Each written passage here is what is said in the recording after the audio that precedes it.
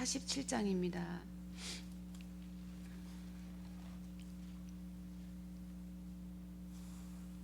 1절부터 12절까지 함께 봉독하겠습니다. 그가 나를 데리고 성전 문에 이르시니 성전의 앞면이 동쪽을 향하였는데 그 문지방 밑에서 물이 나와 동쪽으로 흐르다가 성전 오른쪽 제단 남쪽으로 흘러내리더라. 그가 또 나를 데리고 북문으로 나가서 바깥길로 꺾여 동쪽을 향한 바깥문에 이르시기로 본즉 물이 그 오른쪽에서 스며 나오더라. 그 사람이 손에 줄을 잡고 동쪽으로 나아가며 천척을 측량한 후에 내게 그 물을 건너게 하시니 물이 발목에 오르더라. 다시 천척을 측량하고 내게 물을 건너게 하시니 물이 무릎에 오르고 다시 천척을 측량하고 내게 물을 건너게 하시니 물이 허리에 오르고 다시 천척을 측량하시니 물이 내가 건너지 못할 강이 된지라. 그 물이 가득하여 헤엄칠 만한 물이요 사람이 능히 건너지 못할 강이더라. 그가 내게 이르시되 인자야 내가 이것을 보았느냐 하시고 나를 인도하여 강가로 돌아가게 하시기로 내가 돌아가니 강 좌우편에 나무가 심이 많더라. 그가 내게 이르시되 이 물이 동쪽으로 향하여 흘러 아라비아로 내려가서 바다에 이르리니 이 흘러 내리는 물로 그 바다의 물이 되살아나리라.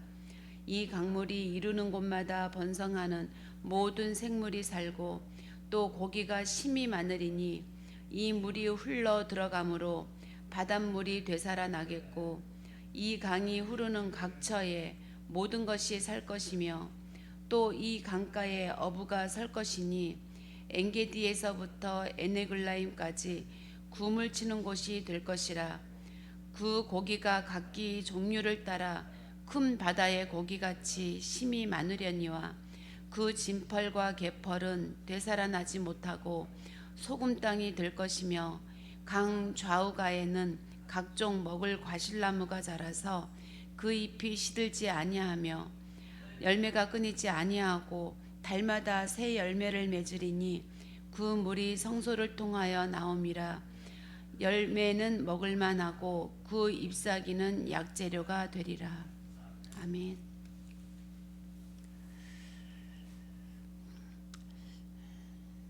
하나님만 영광 받아 주시길 간절히 원합니다. 하나님께 영광 드려지는 하나님의 기업으로 이 시간 하나님의 은혜 속에서 하나님의 말씀이 생명되기를 원합니다. 주님, 이 성경을 통해서 하나님께서 우리에게 주시고자 하시는 이 생명을 살리는 물이 이 시간에 우리가 흠뻑 그 강에 적셔질 수 있게 하여 주시옵시고 그 물이 가득하여 우리의 힘으로는 헤엄칠 수 없는 하나님의 열심으로만이 그 성전으로 들어갈 수 있는 그 은혜가 이 시간 넘치게 하여 주시옵소서. 오직 예수 그리스도로 살기를 원하고 죽기를 원하는 이 성전의 백성들에게 하나님의 그 보좌의 능력으로 함께 하시옵시고 성령께서 이 시간 처음과 마지막까지 주관하여 주시옵소서. 감사드리며 예수 그리스도의 이름으로 기도드렸습니다. 아멘. 말씀의 제목이 하나님께서 주시는 이 말씀의 깊이, 높이, 넓이에 대한 말씀을 주셨습니다. 에스겔을 통해서 에스겔의 그 환상을 통해서 주신 말씀을 우리 본문에서 읽었습니다. 완성되어진 그 성전의 현상을 우리가 읽은 거거든요. 근데 이제 1절에 보면 성전이 동쪽을 향하여 있다고 말씀하고 있습니다. 성전이 동쪽을 향해야만 되었습니다. 동쪽이라는 뜻은 성전의 반대편이라는 뜻으로 성전과는 반대에 있다는 뜻입니다. 방향을 가리키는 단어가 아니라 이 동쪽이라는 것은 의미로 해석해내야 된다고 하셨습니다. 성전의 반대쪽입니다. 성전의 반대쪽은 사단의 나라겠죠. 하나님의 나라 반대쪽 사단의 나라입니다. 이제 창세기 3장 24절을 통해서 아담과 하와가 하나님의 낯을 피하여 숨은 곳, 아담과 하와가 이제 가게 된 곳이 에덴 동편이었고요.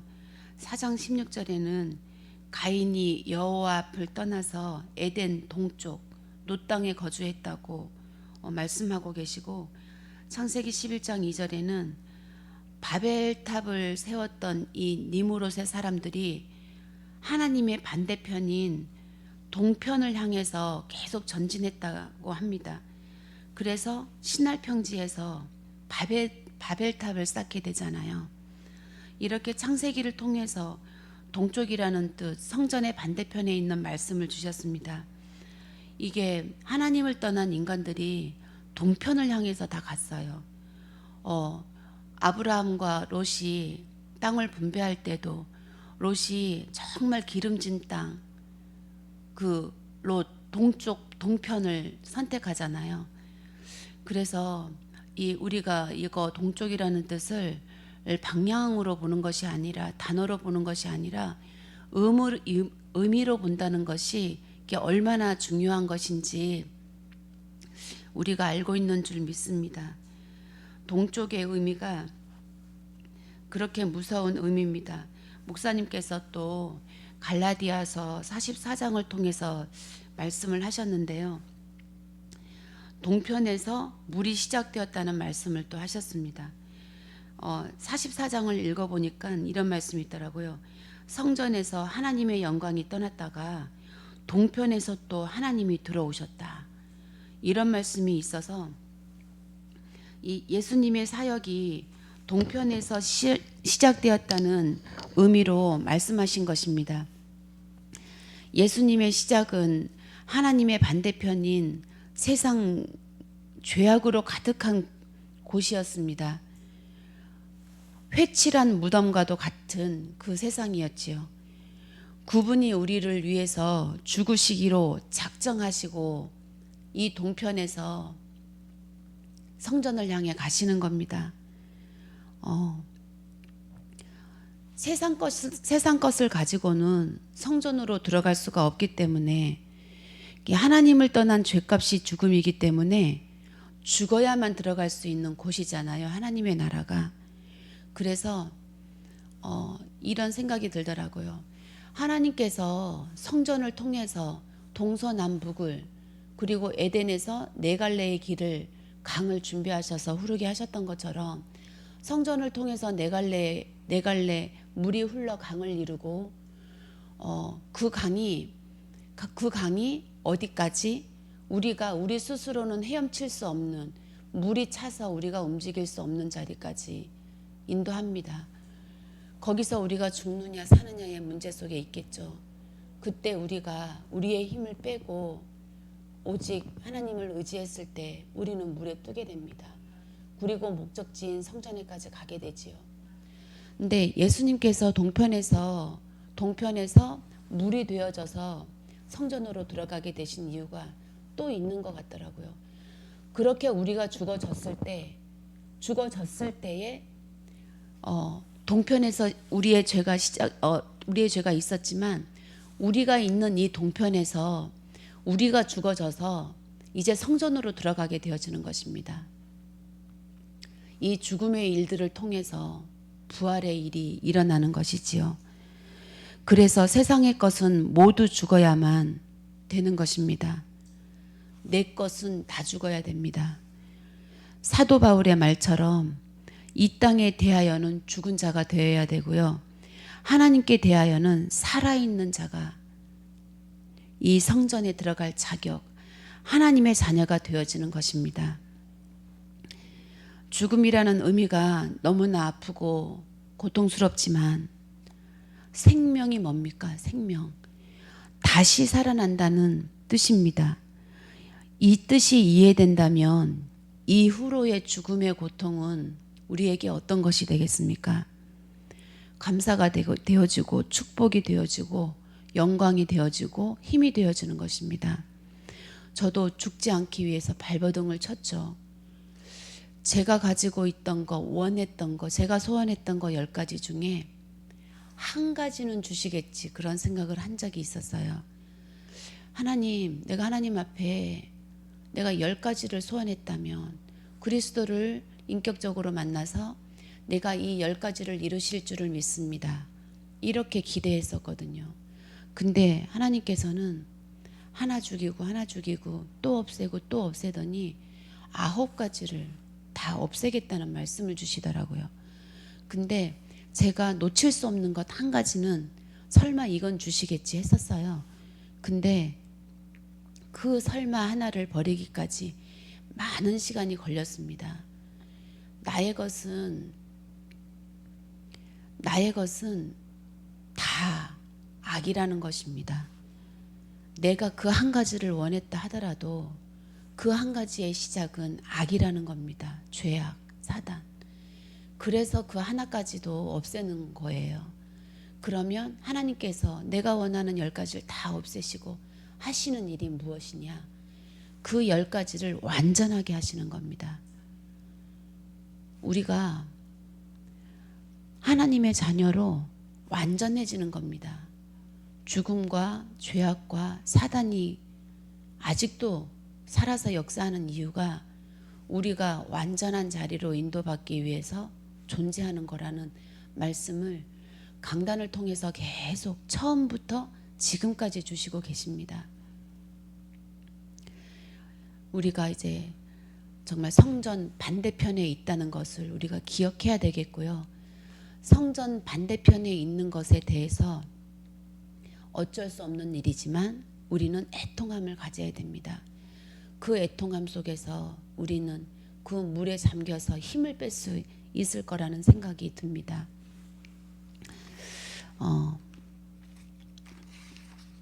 그래서 이 강단 말씀을 이제 2절에서부터 보면은요. 성전의 물이 이제 쭉 해서 동서남북을 채워나갑니다. 하나님의 반대편인 그 사단에 붙잡혔고 죄에 붙잡힌 영혼들에게 이제 채워져 나갑니다. 이 본문을 보면서 저는 어떤 게 보였냐 하면 하나님의 열심이 보였어요. 하나님의 열심 앞에 있는 우리들이 느껴졌습니다. 2절에 보면 그가 또 나를 데리고 북문으로 나가서 바깥길로 꺾여 동쪽을 향한 바깥문에 이르시기로 본즉 물이 그 오른쪽에서 스며 나오더라. 그가 나를 데리고 갔습니다.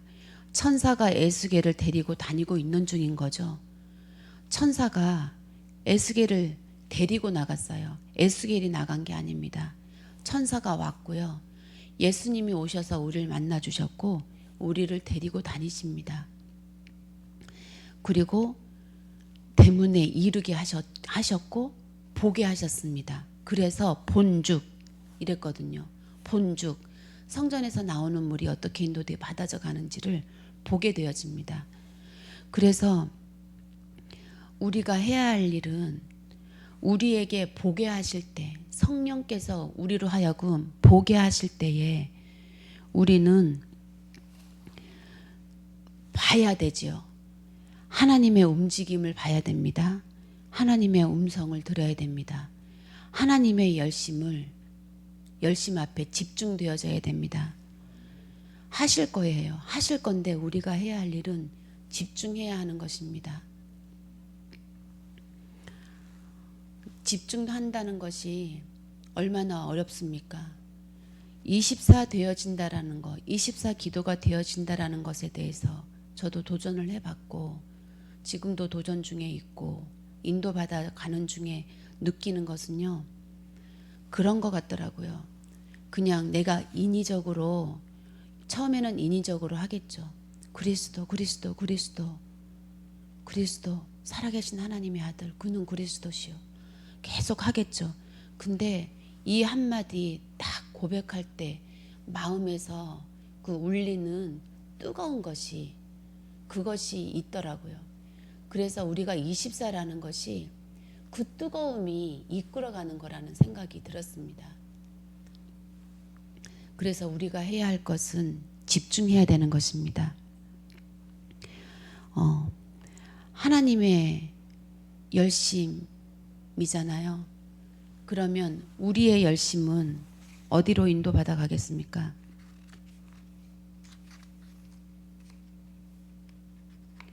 우리의 열심은 죄악 속에 있는 것입니다.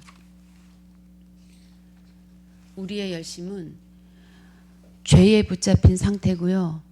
그 죄악 우리 그대로의 모습입니다. 우리의 열심으로는 또 다른 죄를 낳을 뿐입니다. 그래서 하나님의 열심 그리고 나의 열심을 분별해 가야 됩니다. 그리고 우리가 애통함이 없이는 그리스도가 필요가 없는데요.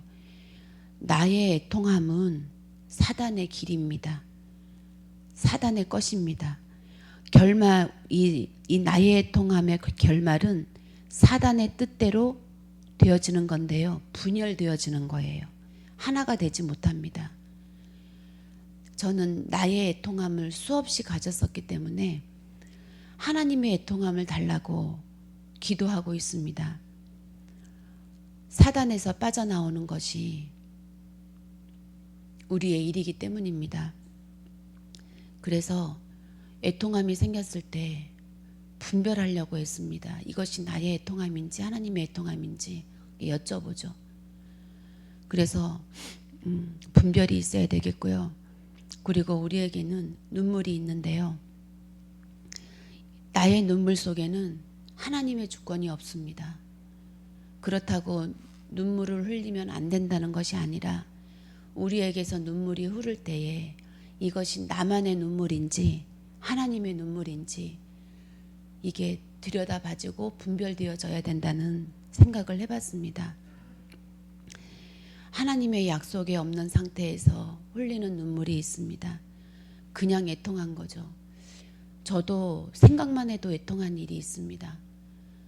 그 애통감 속에서 눈물이 날 때면 이렇게 묵상해 봅니다. 하나님의 눈물은 무엇입니까? 이 일을 통해서 이루실 하나님의 약속을 떠오르게 하시더라고요. 그 약속이 딱 들려지면 그 눈물이 기쁨이 되어지는 그 하나님의 그 깊은 뜻을 보게 됐던 것 같습니다. 그래서 우리가 이 본문 말씀을 통해서 나와 하나님의 그 성령이 하심이 분별되어져 가는 은혜가 있기를 원합니다. 그래서 또 3절에 보면 그 사람이 손에 줄을 잡고 나아가며 천척을 측량한 후에 물을 건너게 하시니 그 물이 무릎에 차오르고 또 그 물이 발목에 차오르고 무릎에 차오르고 허리에 차오릅니다. 어떻게 물을 건너게 하셨습니다. 내가 건넌 게 아니라 물을 건너게 하셨습니다. 건너게 하셨을 때 왜 건너게 했습니까? 나는 건널 수 없기 때문입니다. 오직 하나님의 은혜만이 건너게 하실 수 있기 때문에 이 건너게 하시는 하나님의 열심이 우리를 장악해 나가시는 것입니다. 발목에 찼습니까? 하나님의 그 강이? 아니면 무릎에 찼습니까? 아니면 허리에 찼습니까? 아니면 우리가 그 물이 가득해서 헤엄칠 만한 물, 우리가 헤엄을 치지만 헤엄을 쳐서 건너게 하시는 그 사람이 능히 건너지 못하는 그 강에 이르렀습니까? 우리가 지금 어떤 상황에 있든지 우리의 결론은 사람이 능히 건너지 못할 그 강에 잠기게 하시는 것이 우리의 목적지인 줄 믿습니다. 그렇게 우리의 목적지가 있기 때문에 우리가 이 시간에 묵상해야 할 것은 내가 이 자리에 있어서 사단에 붙잡혀서 이 앞으로도 뒤로도 가지 못하는 그 상황에서 하나님의 절대 주권, 보좌의 능력이 있다는 것을 우리가 붙잡는 것인 줄 믿습니다. 그래서 6절에도 보면 그가 내게 이르시되 인자야 내가 이것을 보았느냐라고 말씀하십니다. 이 성령이 이 그 완성된 성전으로 이루어 가시는 그것을 내가 에스겔에게 말하는 거죠. 너가 이걸 보았느냐 이렇게 말씀하고 계십니다. 우리는 이것을 보는 것이 중요합니다. 이루고 마실 그 CVDIP죠. 그것을 우리가 보는 것이 중요합니다. 그래서 보았더니 어떻게 됐습니까? 나무가 심이 많아졌고요. 바다의 물이 되살아났습니다. 그리고 이 강이 흐르는 곳마다 모든 생물이 살아났고 고기가 심이 많아졌습니다. 바닷물이 되살아난 것입니다. 이 강이 각 처에 흘러서 모든 것이 살아났는데 어부가 서게 될 정도로, 어부가 바다에 나가서 고기를 잡을 수 있는 정도로 이 강가의 고기가 큰 바다의 고기같이, 강은 작죠. 바다는 넓고요. 그런데 이 작아 보이는 강이 바다의 고기같이 심이 많아진다고 말씀하십니다. 그리고 이 강가 좌우에는 열매가 끊이지 않고 새 열매를 맺습니다. 그 잎사귀가 약재가 되어진다는 것입니다. 이 이상의 말씀이 어디 있겠습니까? 이 이상의 우리들을 향한 하나님의 언약이 어디 있겠습니까? 죽음이 생명으로 살아나는 것입니다. 지금 우리가 고단하다 하지만 이 고단함이 끝이 아니라 우리는 오늘도 어디로 인도받느냐? 하나님의 나라로 인도받는 겁니다. 물이 가득한 곳, 우리가 힘을 뺀다면 그 물 위로 오를 것입니다. 그리고 성령께서 인도하실 것입니다. 오늘 하루도 그 인도하심 속에서 우리가 넉넉히 이기고도 남는 그 믿음이 되어지기를 간절히 원합니다. 그래서 오늘 말씀을 통해서 우리 모두가 받은 직분에 대한 선한 부담감을 갖기를 간절히 원해 봅니다. 우리에게 직분을 주셨는데요. 그 직분에는 이름이 있습니다. 이름의 뜻은 규정되어진 하나님의 말씀. 그 하나님께서 주신 이름에 맞게 약속대로 이루시겠다는 하나님의 그 이름의 뜻입니다. 그렇게 이름을 주시고 성전의 물이 동서남북을 채워나갔던 것처럼 우리 주은혜 교회가 동서남북을 채워나가실 것입니다. 우리 교회에 하나님의 반대편을 채워나가실 거예요. 하나님의 반대편, 사단의 통로, 사단의 역사, 사단이 이루어가는 그 사단의 나라를 하나님의 나라로 채워나가실 것입니다. 그때에 동편에서 물이 시작되었던 것처럼, 예수님의 사역이 동편에서 시작되었던 것처럼 나는 죽고 그리스도의 생명으로 옮겨질 때 우리가 예수 그리스도를 따르고 성전으로 다시 입성되어진다고 묵상해 보았습니다. 그래서 우리 주은혜의 흐름의 시작이 각인 전쟁입니다. 우리의 몸과 우리의 생각과 마음, 우리의 뇌와 우리 영혼, 그리고 보좌와 이 현장이 각인되어져야 됩니다. 오직 그리스도로 각인되어져 가는 그 말씀을 주셨습니다. 강물이 이르리니 이르는 곳마다 그들이 성소를 통하여 나오미, 그 물이 성소를 통하여 나옴이라. 성소, 강단입니다.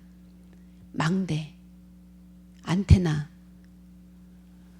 말씀인데요. 이제 오늘부터 새벽 예배가 6시에 드려집니다. 우리 입으로 우리는 오직 그리스도를 계속 마음으로 외치고 있고 하나님께서는 인도하고 나가고 계십니다. 예수님의 그 사역은 지금도 살아서 역사하고 계시고요. 우리가 예배를 드리든 안 드리든 하나님의 뜻은 이루어질 것입니다. 그런데 우리가 예배를 드려야 하는 목적이 어디에 있습니까? 강단의 흐름을 우리가 따라가는 것인데요.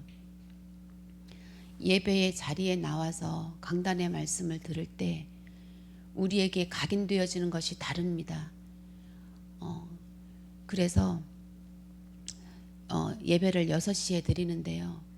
우리 모두가 새벽 예배에 참여해 보면 어떨까라는 생각이 듭니다.